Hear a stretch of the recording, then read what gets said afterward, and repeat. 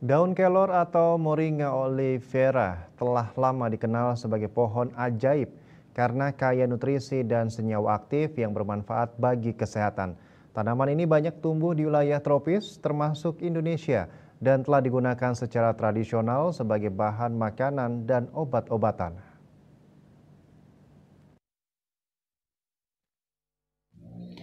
Dalam studi yang diterbitkan National Library of Medicine, beberapa senyawa antioksidan telah ditemukan di dalam daun kelor seperti quercetin dan asam klorogenik.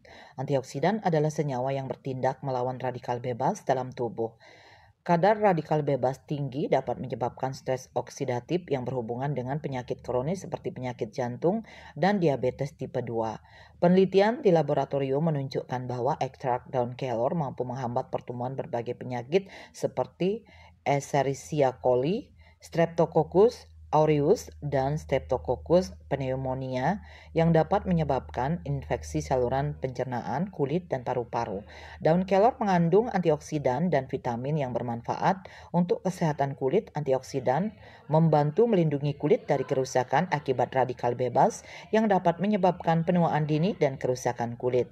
Beberapa penelitian menunjukkan bahwa daun kelor dapat membantu mengatur kadar gula darah yang bermanfaat bagi penderita diabetes karena daun kelor mengandung senyawa yang dapat meningkatkan sensitivitas insulin, hormon yang mengatur gula darah.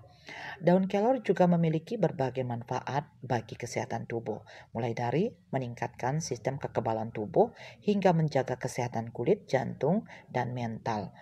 Meskipun penelitian tentang manfaat daun kelor masih terus berkembang, bukti-bukti yang ada menunjukkan bahwa daun kelor dapat menjadi tambahan yang bermanfaat bagi diet sehat. Bunga Widrayani, Bali TV.